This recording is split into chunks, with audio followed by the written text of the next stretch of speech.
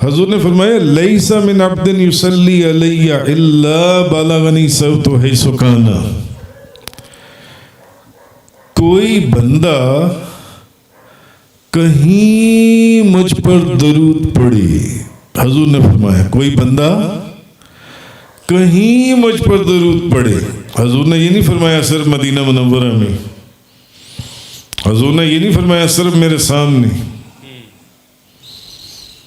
صرف میری قبر انور پر یا میری بارگاہ میں یا میری جالی مبارک یا روضہ رسول یا گنبد خضرا کے نیچے، نہیں، کہیں کوئی بندہ درود پڑے. حضور نے فرمایا اس کی آواز میں خود سنتا ہوں. آہا،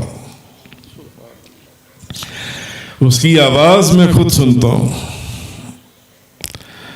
وہ بندہ کتنا خوش نصیب ہے جس کی آواز نبی کریم صلی اللہ علیہ وسلم سماعت فرما رہے ہیں.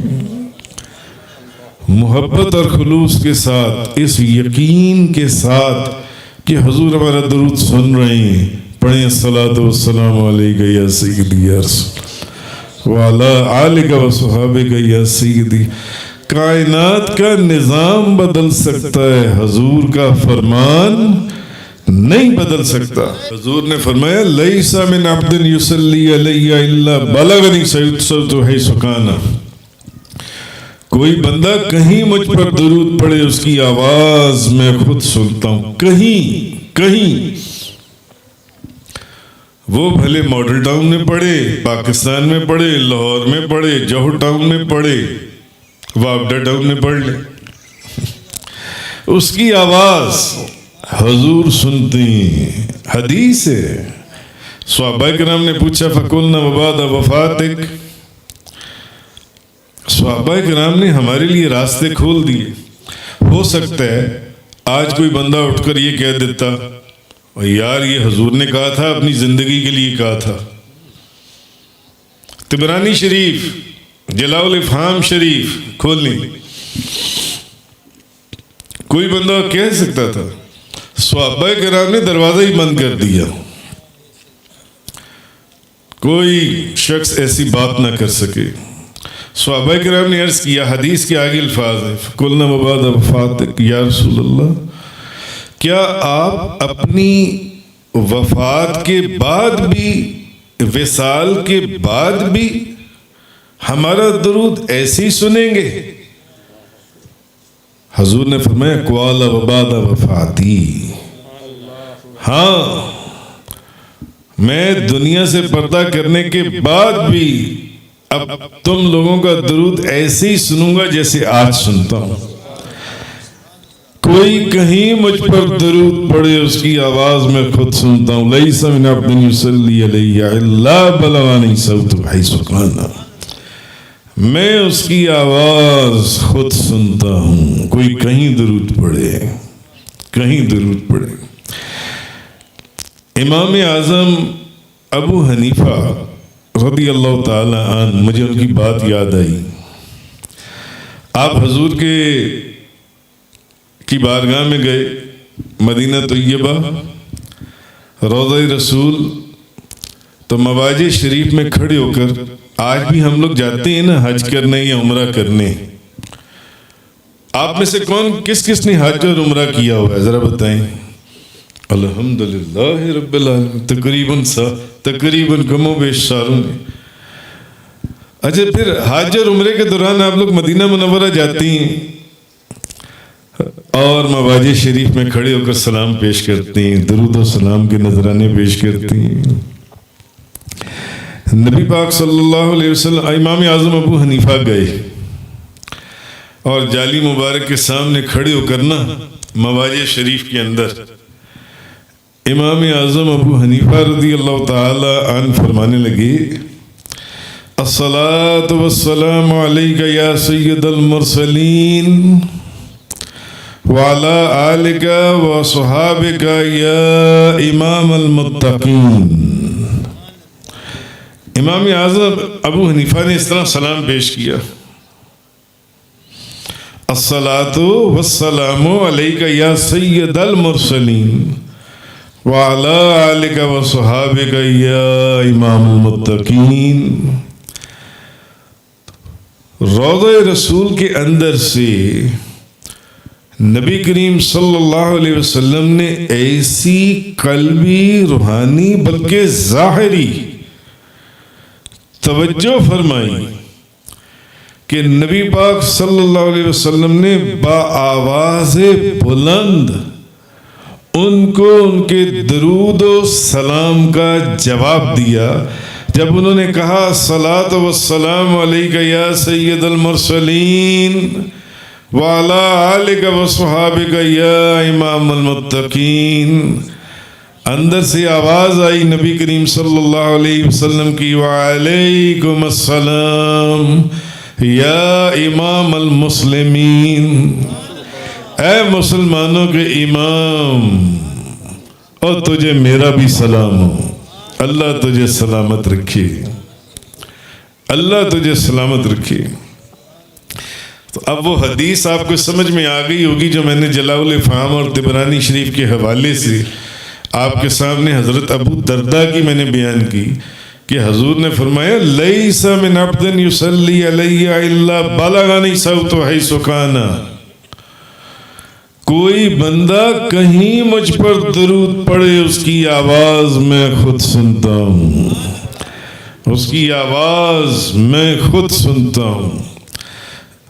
ضروری نہیں ہے کہ مواجہ شریف، شیخ سعدی شرازی کا ہم ایک واقعہ سنتے ہیں۔ کہاں شیخ سعدی شرازی؟ شیراز کے اندر، شیراز کے اندر۔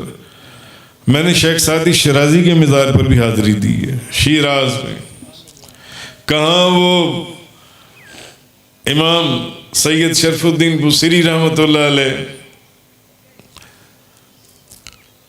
جب فالج ہوا تو وہ درود و سلام کا قصیدہ لکھا، اور پھر وہ سارا واقعہ آپ لوگ جانتے ہیں، ہزاروں کتابوں میں وہ واقعہ لکھا ہوا ہے۔ تو شیخ سعدی شرازی رحمۃ اللہ علیہ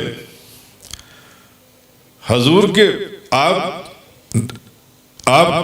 اللہ کے ولی بھی تھے، عالم دین بھی تھے، قرآن کو بھی جانتے تھے، حدیث کو بھی جانتے تھے، شعر خوانی بھی کرتے تھے۔ تو آپ نے یہ اشعار لکھے، یہ مشہور اشعار ہیں آپ کے۔ بلغ العلا بکمالہ کشف الدجی بجمالہ حسنت جمیع خصالہ۔ اب یہ لکھ دیے، چوتھا مصرع بن نہیں رہا تھا۔ چوتھا مصرع کہاں؟ شیراز، ایران۔ سارا دن سوچتے رہے، بلغ العلا بکمالہ کشف الدجی بجمالہ حسنت جمیع خصالہ۔ یہ چوتھا آگے کوئی مصرع بن نہیں رہا، ذہن میں الفاظ بن نہیں رہے، چوتھا مصرع بن نہیں پا رہا، سوچی جا رہی ہیں۔ سارا دن گزر گیا، رات آ گئی، رات آ گئی۔ اب شیخ سعدی شرازی اب سو گئے۔ جیسے ہی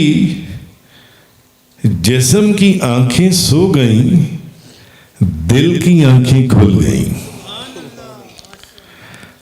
دیکھا کہ نبی کریم صلی اللہ علیہ وسلم تشریف لے آئے ہیں، حضور آ گئے۔ سعدی آج کیا لکھ رہے تھے؟ بلغ العلا بکمالہ کشف الدجی بجمالہ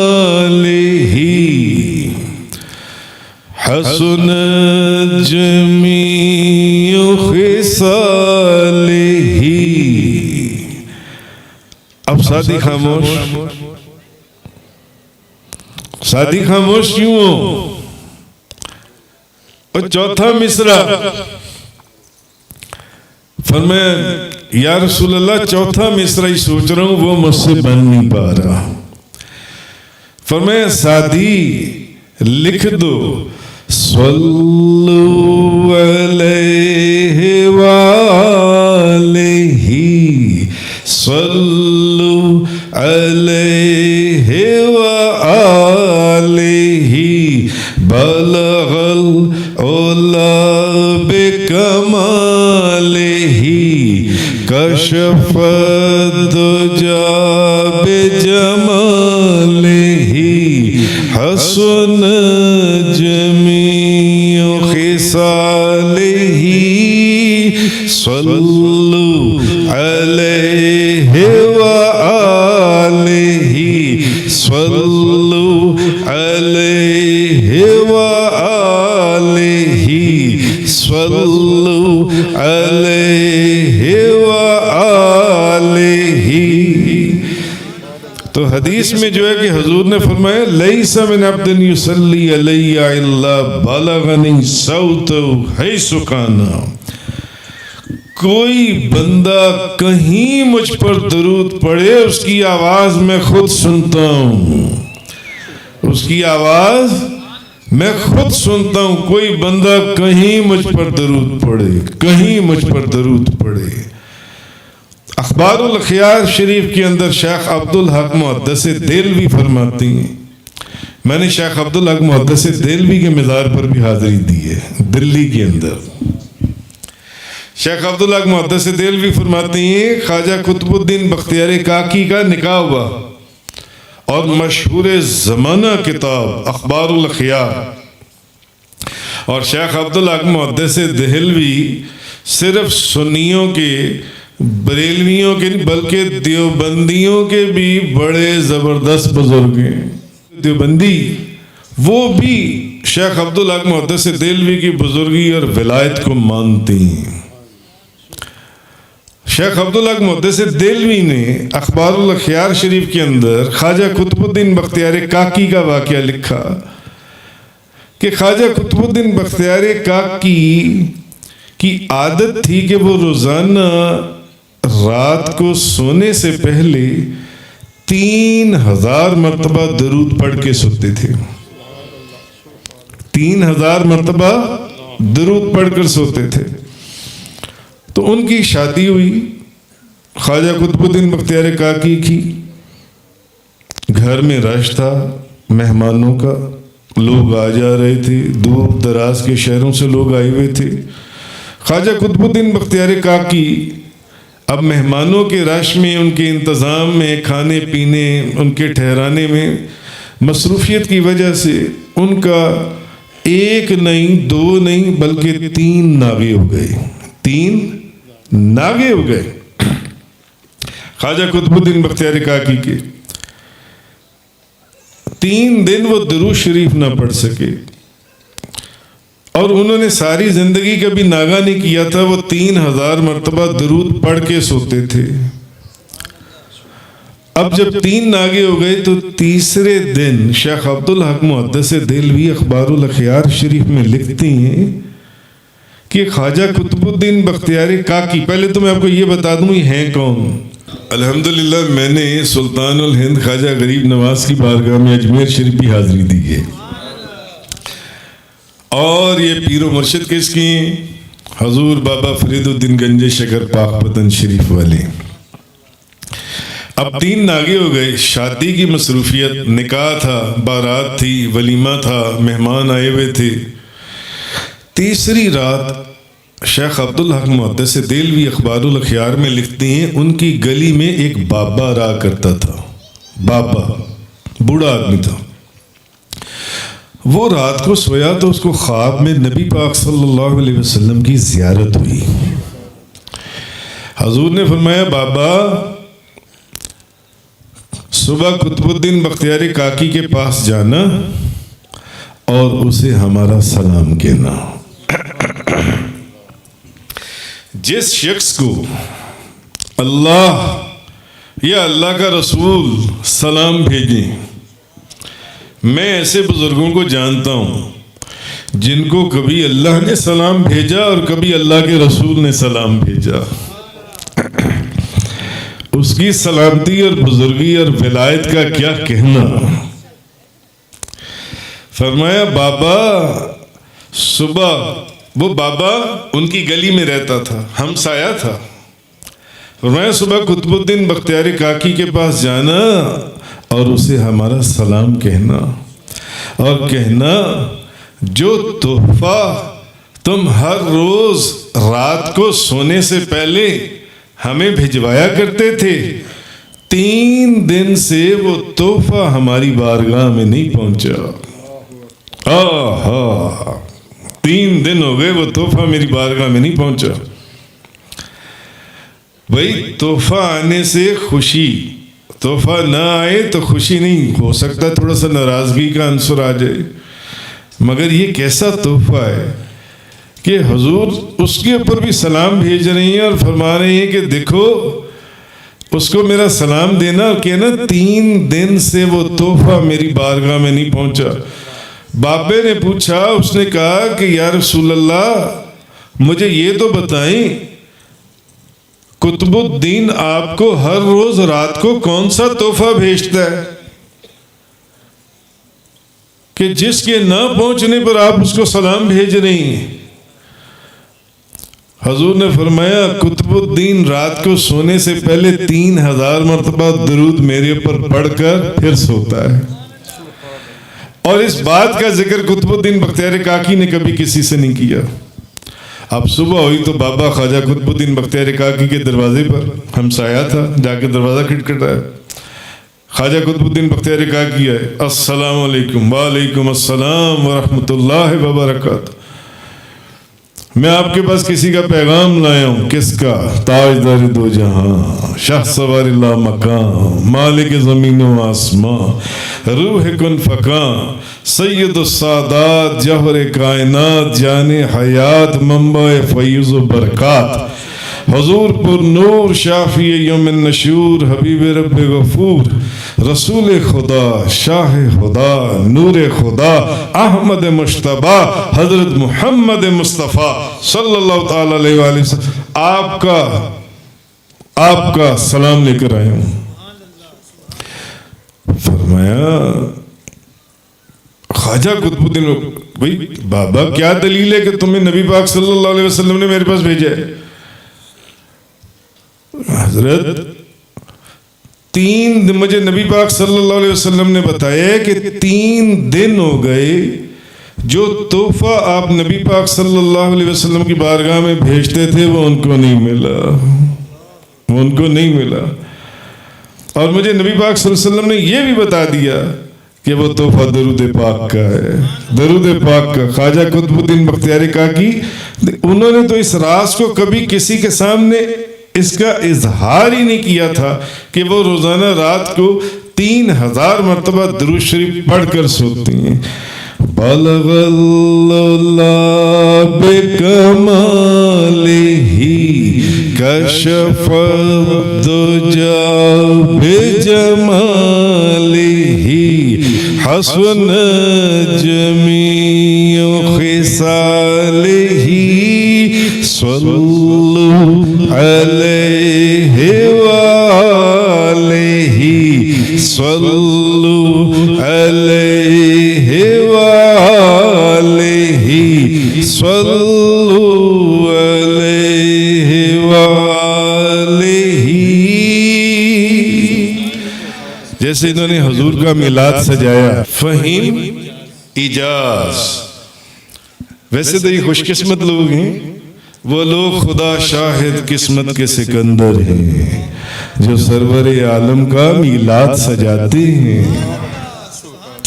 انہوں نے آپ کو بلایا، آپ یہاں مہمان بن کر آئے اور یہ یہاں پر میزبان ہیں، اور میں دیکھ رہا ہوں کہ دونوں طرف بفے کی سائفن ڈشز لگی ہوئی ہیں، پلیٹیں بھی پڑی ہیں، چمچ بھی پڑی ہیں۔ ہم مہمان ہیں، یہ میزبان ہیں۔ مہمان کے کھانے اور پینے کا انتظام میزبان کرتا ہے، ایسا ہی ہے نا؟ یا آپ اپنا کھانا ساتھ خود لے کر آئیں گے کہ وہاں جائیں گے اور خود بھی کھائیں گے اور ان کو بھی کھلائیں گے؟ ایسا نہیں، میزبان کرتا ہے نا انتظام جو ان سے۔ علامہ امام یوسف نبہانی رحمۃ اللہ علیہ وہ اپنی کتاب میں ایک بزرگ ہوئے امام حماد ابو الخیر الاقطع رحمۃ اللہ علیہ، امام یوسف نبہانی نے یہ واقعہ لکھا ہے اپنی کتاب کے اندر۔ انہوں نے لکھا ہے کہ وہ مدینہ منورہ گئے، جب مدینہ منورہ گئے نا تو ہوا یہ کہ جب ہم سفر پر جاتے ہیں تو اپنے ساتھ زیادہ راہ تو رکھتے ہیں نا، کوئی 10,000 کوئی لاکھ کوئی 2 لاکھ کوئی 5 لاکھ ساتھ لے کے جاتا ہے. ظاہر ہے وہاں پر ٹرانسپورٹ کا بھی خرچہ چاہیے، آپ کو صبح کا بریک فاسٹ بھی کرنا ہے، لنچ بھی کرنا ہے، برنچ بھی کرنا ہے، ڈنر بھی کرنا ہے، چائے بھی پینی ہے، کھانا زیادہ رات ساتھ چاہیے. وہ کہتے ہیں امام حماد ابو الخیر الاکتر رحمۃ اللہ علیہ، ان کا جو زیادہ راہ تھا جو بھی تھا وہ ختم ہو گیا. اب نہ کھانے کے پیسے نہ پینے کے پیسے. مدینہ منورہ 1 دن 2 دن تیسرا دن، اب تیسرے دن سخت بھوک لگی ہوئی، بھوک سے نڈھال، بھوک سے نڈھال. بھئی ہم 12 گھنٹے کا روزہ رکھتے ہیں تو شام کو افطاری کے وقت آپ ہماری حالت دیکھ لیں.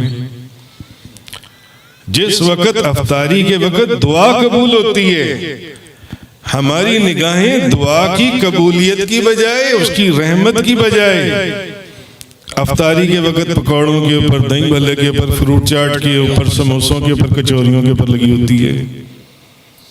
ایسا ہی ہے نا.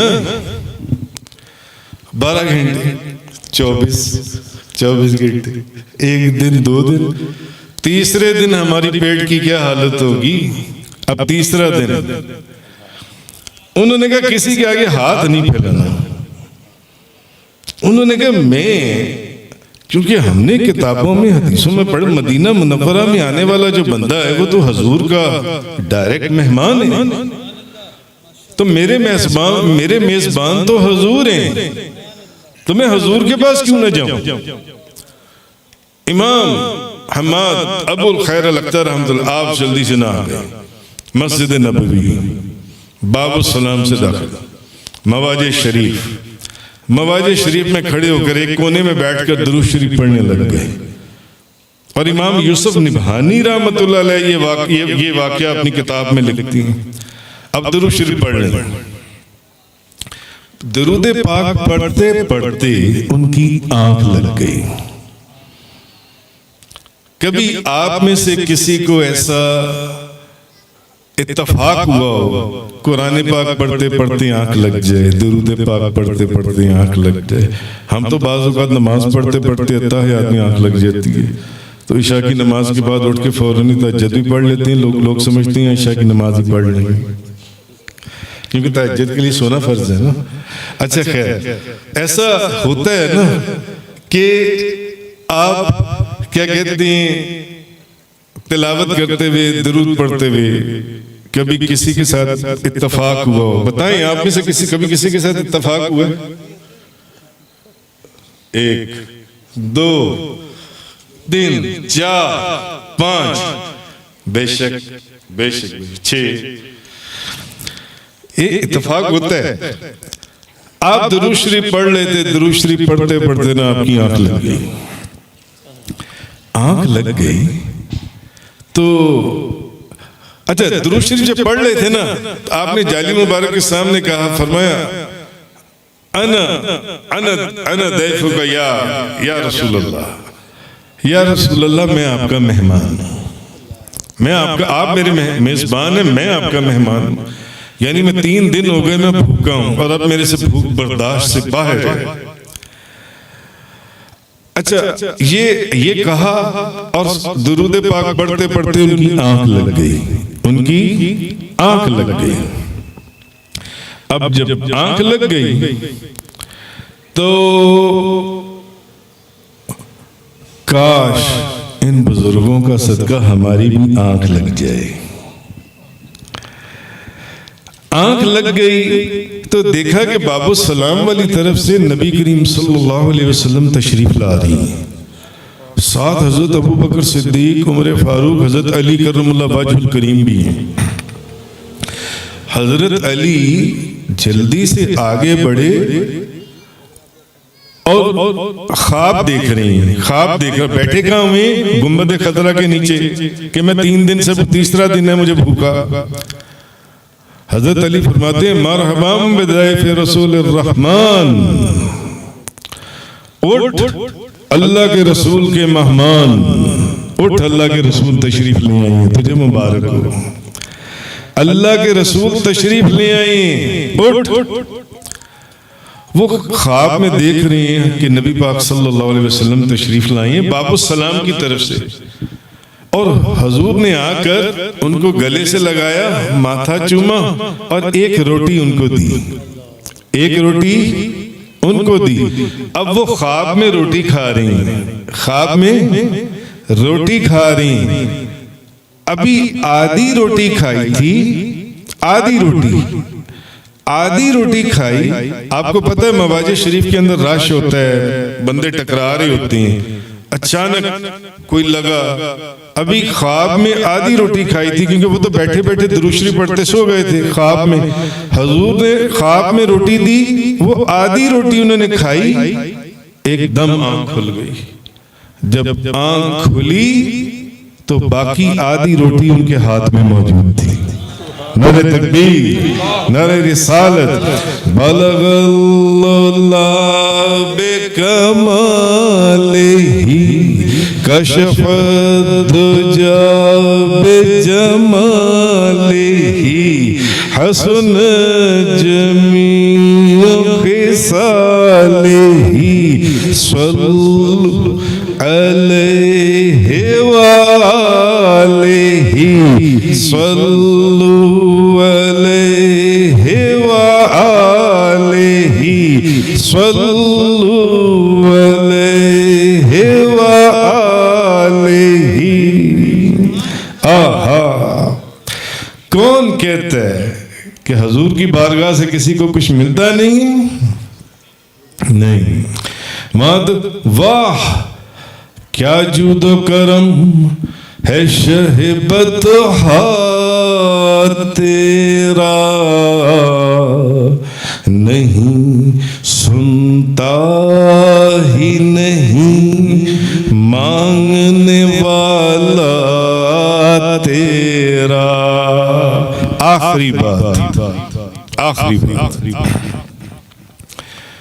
23 جون 2012، یہ تو تھے واقعات کتابوں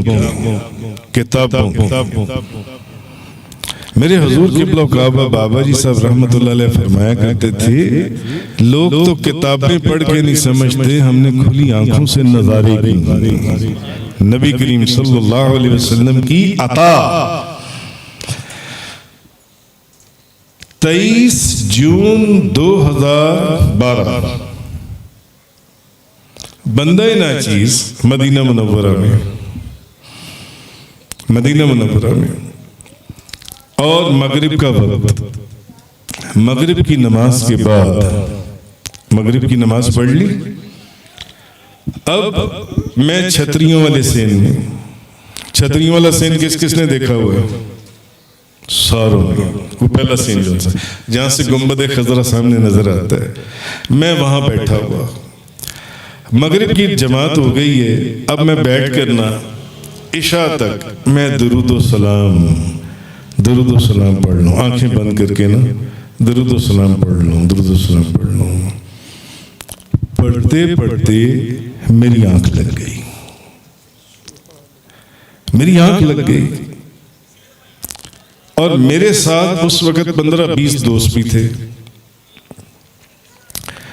اچھا، اب میری آنکھ لگ گئی تو میں نے دیکھا کہ سامنے روضہ رسول کا دروازہ کھلا ہے، اور نبی کریم صلی اللہ علیہ وسلم آپ کسی شخص کو اتنا بڑا اور اتنا اونچا، اتنا چوڑا کھجوروں کا ڈبہ دے رہی ہیں۔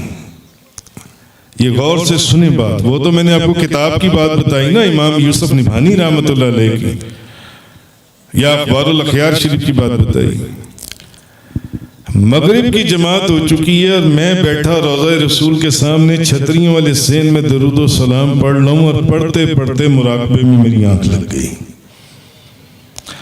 اب جب میری آنکھ لگی تو میں نے دیکھا سامنے روضہ رسول کا دروازہ کھلا، اور نبی کریم صلی اللہ علیہ وسلم آپ کے ہاتھوں میں ایک کھجور کا ڈبہ ہے، کھجوروں کا، ڈبہ ہے اتنا چوڑا اور اتنا اونچا اور فل کھجوروں سے بھرا ہوا ہے، اور حضور کسی شخص کو وہ کھجوروں کا ڈبہ دے رہی ہیں اور اس کو فرما رہی ہیں. اب میں میری آنکھ لگ میں خواب میں دیکھ رہا ہوں، حضور اس شخص کو نا میری طرف اشارہ کرتے ہوئے فرما رہی ہیں اس طرح، فرما یہ ڈبہ نا وہ اس کو دے دو جا کر.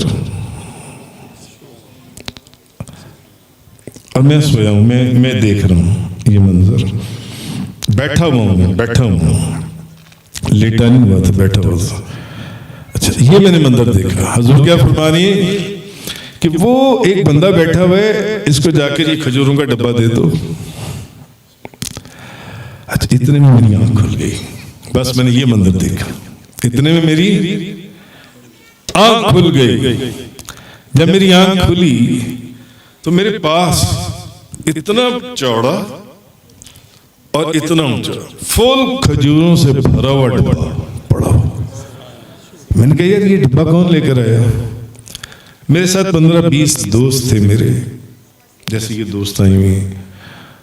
ان میں سے ایک بندہ بولا، کہنے لگا جب آپ آنکھیں بند کر کے درود و سلام پڑھ رہے تھے نا، درود و سلام پڑھ رہے تھے، تو ایک بابا جی آئے تھے، وہ یہ ڈبہ دے گئے اور ہمیں کہہ گئے کہ جب یہ آنکھیں کھولیں گے نا تو یہ کھجوروں کا ڈبہ ان کو میری طرف سے دے دینا. بلغ اللہ بکمالہ کشف دجا بجمالہ حسن جمیع خصالہ صلو علیہ وآلہ. حضور کی بارگاہ سے ایمان اور یقین کی دولت سے یقین وہ ہو کوئی بندہ واپس جا ہی نہیں سکتا. قرآن کیا کہہ رہا ہے؟ وَلَوْ أَنَّهُمْ إِذْ ظَلَمُوا أَنفُسَهُمْ جَاءُوكَ فَاسْتَغْفِرُوا اللَّهَ وَاسْتَغْفَرَ لَهُمُ الرَّسُولُ لَا وَجَدُوا اللَّهَ تَوَّابًا رَحِيمًا. اللہ نے کیا فرمایا؟ جب تم اپنی جانوں پر اتنے ظلم کر لو کہ بخشش کی صورت نظر نہ آئے، اتنے گناہ کر لو، اتنے گناہ کر لو، اتنے گناہوں کے اندر لتھڑے جاؤ. ہوتا ہے نا، بندہ سوچتا ہے، میں اکثر سوچتا ہوں، میں کل کی بات بتاتا ہوں، کل میں نے بہت زیادہ سوچا، پتہ نہیں میری بخشش ہوتی ہے یا نہیں ہوتی ہے، پتہ نہیں اللہ مجھے معاف کرتا ہے یا نہیں کرتا، پتہ نہیں زندگی میں کیسی کیسی غلطیاں اور گناہ ہوئے ہوں گے جو میرے علم میں بھی نہیں ہوں گے. بندہ سوچتا ہے. اللہ پاک نے فرمایا وَلَوْ أَنَّهُمْ إِذْ ظَلَمُوا أَنفُسَهُمْ جَاءُوكَ. جب اتنے گناہ کر لو نا، بخشش کی کوئی صورت نظر نہ آئے، بخشش کی کوئی صورت نظر ہی نہ آئے. اب اس آیت کے اندر اس مقام کے اوپر اللہ نے یہ نہیں فرمایا میری بارگاہ میں آ جانا، نہیں، جاؤ محبوب جب یہ اتنے گناہ کر لینا کہ کوئی بخشش کی صورت نظر نہ آئے تو اس وقت یہ آپ کی بارگاہ میں حاضر ہو جائیں، اور وہاں آ کر مجھ سے معافی مانگی. فاستغفر اللہ. معلوم یہ ہوا کہ محبوب آپ کا دربار اصل میں خدا کا ہی دربار ہے. وہاں آ کر مجھ سے معافی مانگی. واستغفر لهم الرسول. اور پھر میرا محبوب بھی ان کی سفارش کر دے. لا وجد اللہ تواب الرحیم. تب یہ اللہ کو ضرور توبہ قبول کرنے والا اور مہربان پائیں گے. فآخر الدعوانا ان الحمد للہ رب العالمین والصلاة والسلام علی رسولہ خیر خلقہ سیدنا محمد وعلی آلہ وصحبہ وازواجہ وعلماء ملتہ وعلیاء امتہ وامتہ اجمعین.